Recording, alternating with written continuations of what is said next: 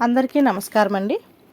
ఈరోజు మనం 1992వ సంవత్సరంలోని చందమామ కథల పుస్తకంలోని రాక్షస మంత్రి అనే కథ గురించి చెప్పుకుందాం. రాజవర్మ అనే రాజుకు చక్రవర్తి కావాలన్న కోరిక పుట్టింది. ఆయన ధర్మచింతనుడనే మంత్రిని పిలిచి యుద్ధ సన్నాహాలు చేయమన్నాడు. మంత్రి అందుకు ఒప్పుకోక, మహాప్రభు, యుద్ధం వల్ల ధన మాన ప్రాణాలకు నష్టం వాటిల్లుతుంది. మన రాజ్యానికి శత్రుభయం పెరుగుతుంది. రాజ్యంలో కరువు కాటకాలు తలెత్తుతాయి. దయచేసి తమరు ప్రశాంత వాతావరణంలో కల్లోలాన్ని సృష్టించే ఆలోచన మానుకోండి అని చెప్పాడు. రాజవర్మకు ఈ సలహా నచ్చలేదు. ఆయన ధర్మచింతనుడిని మంత్రి పదవి నుంచి తొలగించాడు. తర్వాత అవకాశవర్మ అనే దాయాదిని మంత్రిగా నియమించి అతడికి చక్రవర్తి కావాలన్న తన కోరికను చెప్పాడు. అవకాశవర్మ చాలా కాలంగా రాజసింహాసనం మీద కన్ను వేసి అవకాశం కోసం ఎదురు చూస్తున్నాడు. కానీ ధర్మచింతనుడి కారణంగా అతడి ఆటలు సాగడం లేదు. ఇప్పుడు అతడికి తన కోరిక తీరే సమయం దగ్గర పడిందని తోచింది. అవకాశవర్మ రాజవర్మతో, మహాప్రభు, తమ ముఖంలో చక్రవర్తి కళ ఉట్టిపడుతున్నది. అయితే తమ కోరిక నెరవేరడానికి మనకున్న సైనిక బలం చాలదు. మన ఇరుగు పొరుగు రాజ్యాలు మనకంటే చాలా బలమైనవి. వాటిని లొంగదీసుకోవాలంటే మనకు దైవానుగ్రహం కూడా ఉండాలి. నా మాట విని తమరు మన రాజ్య సరిహద్దులోని ప్రళయ పర్వతానికి వెళ్ళి అక్కడ తపస్సు చేసుకుంటున్న ప్రళయముని దీవెనలు పొందిరండి అని సలహా ఇచ్చాడు. ప్రళయ పర్వతం మీద ప్రళయుడనే రాక్షసుడు తిరుగుతున్నాడని, అతడు మహాక్రూరుడని ప్రచారంలో ఉండడం వల్ల ఎవరూ ఆ ప్రాంతానికి వెళ్ళడం లేదు. రాజానుమతి లేకుండా అతడే రాజ్యంలోనూ అడుగు పెట్టకుండా శాపం ఉన్నదని అందరూ చెప్పుకునేవారు. అవకాశవర్మ చెప్పింది విన్న రాజు, నువ్వనే ప్రళయముని గురించి నేను వినలేదు, ప్రళయుడనే రాక్షసుడిని గురించి మాత్రం విన్నాను. అక్కడికి వెళ్ళడం నా ప్రాణాలకే ప్రమాదం కావచ్చు అని అన్నాడు. మహాప్రభు, సామాన్యులు తన దరిదాపులకు రాకుండా ఉండేందుకు ప్రళయముని చేయించిన తప్పుడు ప్రచారాన్ని మీరు నమ్మకండి. ఆ పర్వతం మీద ఏ రాక్షసుడు లేడు. ఈ విషయం నాకు ప్రళయముని శిష్యుడు స్వయంగా చెప్పాడు. అయితే రాజులు కాని వాళ్ళకు అక్కడికి వెళితే ప్రాణాలతో తిరిగి వెళ్ళలేరని కూడా అతడు అన్నాడు. తమరు ధైర్యం వహించి ప్రళయ పర్వతానికి వెళ్ళండి. తప్పక చక్రవర్తి కాగల మహిమను పొంది రాగలరు అన్నాడు అవకాశవర్మ. చక్రవర్తి కావాలంటే ఆ మాత్రం సాహసం చేయక తప్పదనుకున్నాడు రాజవర్మ. ఆయన తాత్కాలికంగా పరిపాలనా భారాన్ని అవకాశవర్మకు అప్పగించి తానొక్కడూ ప్రళయ పర్వతానికి బయలుదేరాడు. అవకాశవర్మ రాజ్యం తన చేత చిక్కినట్లే భావించి సంతోషించాడు. రాజవర్మ కష్టపడి ప్రళయ పర్వతం చేరుకొని ఒక విశాలమైన మర్రి చెట్టు నీడలో విశ్రాంతి తీసుకుంటూ ఉండగా ఆయన ముందొక రాక్షసుడు ప్రత్యక్షమయ్యాడు. అతడు వంటి నిండా రోమాలతో, ఎర్రటి కనుగుడ్లతో, పిడిబాకుల్లాంటి కోరలతో, మహాశరీరంతో ఎంతటి ధైర్యవంతుడికి భయం పుట్టించేలా ఉన్నాడు. అయితే అవకాశవర్మ అబద్ధాలను నమ్మి ఉన్న రాజవర్మ రాక్షసుణ్ణి చూసి భయపడకుండా, మునివర్య, నేను ఈ సమీప దేశ రాజును. నా పేరు రాజవర్మ. తమరిక విచిత్ర వేషధారణ విడిచి నా కోరిక తీర్చ ప్రార్థన అంటూ నమస్కరించాడు. ఆ మాటలకు రాక్షసుడు ఆశ్చర్యపోయి రాజు వంక ఎగాదిగా చూసి, రాక్షసుడిలో మునిని చూడగల నీ కళ్ళు చిత్రమైనవి. కానీ నువ్వు రాజువని తెలిసింది కాబట్టి ఒక్క షరతు మీద నిన్ను విడిచిపెడతాను. నన్ను మంత్రిగా చేసుకొని నీ రాజ్యానికి తీసుకువెళ్ళు. నా సలహా సంప్రదింపులు లేకుండా ఏ పని చేయనని మాట ఇవ్వు. లేదా ఇప్పుడే నిన్ను తిని నా కడుపు నింపుకుంటాను. వెంటనే బదులు చెప్పు అన్నాడు హోంకరిస్తూ. రాజవర్మకు ఏం చేయాలో పాలుపోలేదు. వ్యవహారం చూడబోతే రాక్షసుడు నిజం రాక్షసుడే కానీ మహాముని అనిపించడం లేదు. అతడు రాక్షసుడే అయితే తనకు మంత్రి కావడం వల్ల తన బ్రతుకు దినదినగండంగా ఉంటుంది. ఇలా ఆలోచిస్తున్న రాజును రాక్షసుడు చేత్తో పట్టుకొని, త్వరగా నీ అభిప్రాయం చెప్పు, నాకు ఆకలిగా ఉంది అంటూ ఆయనను నోటిదాకా తీసుకువెళ్ళాడు. గుహలాంటి అతడి నోరును, కొండచిలువ వంటి అతడి నాలుకను చూసి రాజవర్మ భయపడ్డాడు. ఆయన వెంటనే, నీ వంటి బలవంతుడు మంత్రిగా ఉంటే నాకెంతో మేలు జరుగుతుంది. అయితే ఈ రూపంలో నిన్నెలా తీసుకువెళ్ళడమా అని ఆలోచిస్తున్నాను అన్నాడు. కోరిన రూపం ధరించగల శక్తి నాకు ఉన్నది. నేను మానవ రూపంలోనే నీకు మంత్రినవుతాను. కానీ నువ్వు నా చెప్పు చేతల్లో ఉంటానని మాట ఇవ్వాలి అన్నాడు రాక్షసుడు. రాజవర్మకు ఏదో అనుమానం కలిగి, నువ్వు నాకు మంత్రి అవ్వడం ఎందుకు? నన్ను చంపి తిని నా రాజ్యానికి వెళ్ళి రాజువు కావచ్చు కదా అని అడిగాడు. రాజవర్మ ప్రశ్న వింటూనే రాక్షసుడు కాస్త తడబాటు చెంది ఏదో రహస్యం చెబుతున్నవాడిలా చిన్న గొంతుతో, నాకొక శాపం ఉన్నది.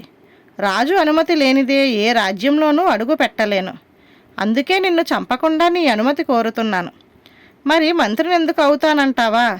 రాజుకైతే ప్రజాక్షేమం బాధ్యత, మంత్రికి రాజు క్షేమం బాధ్యత.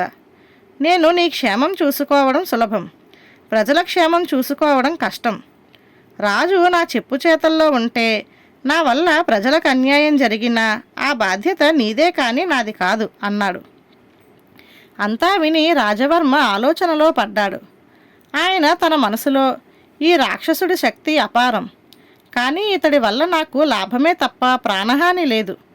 ఏదో ఒక రోజున ఇతడి బలాన్ని ఉపయోగించుకొని నేను చక్రవర్తిని కావచ్చు అనుకొని అతడి మాటలకు తన అంగీకారాన్ని తెలిపాడు. రాక్షసుడు వెంటనే మానవ రూపం ధరించాడు. రాజు రాక్షస మంత్రి కలిసి రాజధానికి చేరుకున్నారు. ఆ సమయంలో అవకాశవర్మ రాజవర్మ మరణించినట్లు ప్రకటించి పట్టాభిషేకం చేయించుకునే ప్రయత్నంలో ఉన్నాడు. రాజును చూస్తూనే అతడికి నోట మాట రాలేదు. రాజవర్మ అతడి వంక గుడ్లురిమి చూసి, నీ నేరానికి శిక్ష ఏమిటో తెలుసా అంటూ ఏదో అనబోయాడు. రాక్షస మంత్రి రాజును వారించి, ప్రభు, ఈ రోజు నుంచి రాజ్యంలో ఏ నేరం జరిగినా దోషిని నిర్ణయించడం మీ బాధ్యత, శిక్షించడం నా బాధ్యత. ఈ ద్రోహికి నేను విధించే శిక్షణ చూడండి అంటూ ఒక్కసారిగా తన ఆకారాన్ని పెంచి అవకాశవర్మను గుప్పెట్లో పెట్టుకొని చప్పున నోట్లో వేసుకున్నాడు. ఆ దృశ్యం చూసిన వారందరూ హాహాకారాలు చేశారు. రాక్షస మంత్రి తిరిగి మానవ రూపాన్ని పొందాడు. రాక్షస మంత్రి చేసిన పని చూసి రాజవర్మ వణికిపోయాడు. ఇలా జరుగుతుందని ఆయన కలలో కూడా అనుకోలేదు. ఆ రోజు నుంచి ఎంత చిన్న నేరానికైనా సరే దోషిగా నిర్ణయించబడిన వాణ్ణి రాక్షస మంత్రి ఆహారంగా తీసుకునేవాడు. ఉన్నట్లుండి నేరాలు తగ్గిపోయాయి. ప్రజల మధ్య చిన్న చిన్న తగువులు వస్తే వారిలో వారే సమాధాన పడడం తప్ప తీర్పు కోసం రాజు దగ్గరకు రావడం మానేశారు. ఇలా కొన్నాళ్ళు జరిగేసరికి రాక్షస మంత్రి రాజవర్మతో, ప్రజలు నేరాలు చెయ్యకపోతే నాకు ఆహారం దొరకదు. నాకు భయపడి ఎవ్వరూ న్యాయస్థానానికి రావడం లేదు. కాబట్టి మనమే ప్రజల మధ్యకు వెళ్దాం. నువ్వు దోషిని నిర్ణయించు, నేను వాడిని తినేస్తూ ఉంటాను అన్నాడు. ఈ ఏర్పాటు రాజవర్మకు నచ్చలేదు. ఆయన రాక్షసుడితో, నీకు ఆహారం లభించేందుకు నేను ఇంతకంటే మంచి ఉపాయం ఆలోచించాను. మనం పొరుగు రాజ్యం మీదకి యుద్ధానికి వెళదాం. యుద్ధంలో విజయం మనదే అవుతుంది గనక దొరికిన శత్రు సైనికులను రోజుకొకరిని చొప్పున హాయిగా సంవత్సరాల తరబడి భుజించవచ్చు అన్నాడు. ఇందుకు రాక్షసుడు సరేనన్నాడు. వెంటనే రాజవర్మ పొరుగు రాజ్యంపై యుద్ధం ప్రకటించాడు.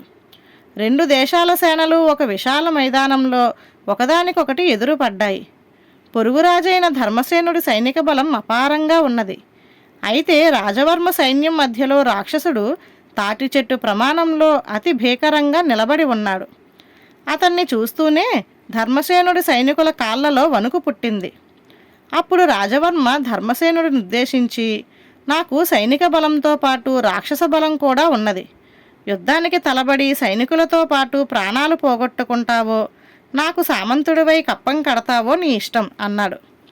ధర్మసేనుడు రాజవర్మకు బదులివ్వకుండా సైనికులను వెనక్కి తిరిగి పొమ్మని ఆజ్ఞాపించాడు. పారిపోతున్న ధర్మసేనుణ్ణి, శత్రు సైనికులను చూసి రాజవర్మ వికటాట్టహాసం చేస్తూ తరమసాగాడు. ఆ సమయంలో ఎక్కడి నుంచో వచ్చిన పాత మంత్రి ధర్మచింతనుడు రాజవర్మ ముందుకు వెళ్ళి, ప్రభు, ఇక ముందుకు వెళ్ళకండి. ధర్మసేనుడి యుక్తిని మీరు అర్థం చేసుకోలేక ప్రమాదంలో పడగలరు అన్నాడు. నాకు భయపడి పారిపోతున్న వాడి వల్ల నాకు ప్రమాదమా? నీకు మతి భ్రమించలేదు కదా అన్నాడు రాజవర్మ. ఆలోచించండి ప్రభు, ఇప్పుడు మనం మన దేశ సరిహద్దుల్లో ఉన్నాం. ధర్మసేనుడు తెలివిగా తన సేనలను రాజ్యపు సరిహద్దుల్లోకి తీసుకువెళ్తున్నాడు. శాప కారణంగా మీ రాక్షస మంత్రి ఆయన రాజ్యంలో అడుగు పెట్టడానికి ఆయన అనుమతించాలి. అలా కాకుంటే మీ సైన్యం మాత్రమే సరిహద్దులు దాటగలదు. దాన్ని ధర్మసేనుడి సైన్యం ఓడించగలదు. అప్పుడు మన దేశానికి ధర్మసేనుడు రాజు అవుతాడు. రాక్షస మంత్రి ఆయన అనుమతి లేనిదే మన దేశంలో ఉండలేడు. నా మాట విని ఇక వెనక్కు తిరగండి అన్నాడు ధర్మచింతనుడు. అప్పటికి రాజవర్మకు అసలు విషయం అర్థమైంది. రాక్షస మంత్రి సాయంతో తను పొరుగు దేశాలపై విజయం సాధించలేనని తెలియగానే ఆయన దిగులుపడి, ఇప్పుడు నేనేం చేయాలి? పొరుగుదేశపు సైనికులు పట్టుబడకపోతే రాక్షసుడు నా ప్రజలను తింటాడు. నేను వీడి పీడ ఎలా వదులుచుకోవడం అని అడిగాడు. అందుకు ధర్మచింతనుడు, ప్రభు, రాజుకు పరరాజ్యాలను జయించాలన్న వ్యామోహం ఉంటే అదే రాక్షసులకు బలాన్నిస్తుంది. ప్రజలు నేరాలు చేస్తుంటే అదే రాక్షసులకు ఆహారాన్ని ఇస్తుంది. రాక్షస మంత్రి పుణ్యమా అని మనం ఈ 2 సత్యాలను గ్రహించాం. తమరు రాక్షసుణ్ణి రాజ్యం విడిచి పొమ్మని శాసించండి, అందరికీ మేలు జరుగుతుంది అని సలహా ఇచ్చాడు. రాజవర్మ రాక్షసుణ్ణి రాజ్యం విడిచి పొమ్మన్నాడు. అతడు ఆగ్రహించి రాజును పట్టుకోబోయాడు. వెంటనే రాజవర్మ సైనిక బలమంతా ఒకటై రాక్షసుడికెదురు తిరిగింది. అంతమంది సైనికులు ఆయుధాలు పైకెత్తి మీదకి వచ్చేసరికి అంత పెద్ద రాక్షసుడు భయపడి ప్రళయపర్వతం కేసి పరుగు తీశాడు. ఇది చూసి రాజవర్మ పరమానందం చెంది ధర్మచింతనుడితో, మహామంత్రి, నేను దురాశ కొద్దీ మీకు చాలా అన్యాయం చేశాను. నా దాయాది అవకాశవర్మ మాటలు నమ్మి ప్రళయపర్వతానికి వెళ్ళడం వల్లనే ఈ చిక్కులన్నీ వచ్చాయి. నాకు రాజ్య ప్రజలకు కూడా ఘోర ప్రమాదం జరగనున్న దశలో మీరు వచ్చి నన్ను ప్రజలను కాపాడారు. తమకెంతో కృతజ్ఞుణ్ణి. గతాన్ని మరిచిపోండి అన్నాడు. ధర్మచింతనుడు రాజవర్మకు నమస్కరించి, ప్రభు, మానవులు తమలో తాము కలహించుకుంటేనే రాక్షసుల బలానికి విలువ లభిస్తుంది. మానవులంతా ఒక్కటై ఎదురు తిరిగితే ఎలాంటి రాక్షసుడైనా వెన్ను చూపి పారిపోక తప్పదు. రాజులు సైనిక బలాన్ని రాక్షస వినాశనానికి తప్ప రాజ్య విస్తరణకు ఉపయోగించకూడదు. ఇక మీదట మీరు చక్రవర్తి కావాలన్న ఆకాంక్షను విడిచిపెట్టి దేశంలో మానవ రూపధారులై ఉండి మనుషుల్ని పట్టి పీడిస్తున్న రాక్షసుల్ని గుర్తించి పట్టి నిర్మూలించండి అన్నాడు. రాజవర్మ ధర్మచింతనున్నే తిరిగి మంత్రిగా నియమించి ఆయన సలహాలతో చక్కగా రాజ్యపాలన చేసి మంచి పరిపాలకుడుగా కీర్తి గడించాడు. ధన్యవాదాలు.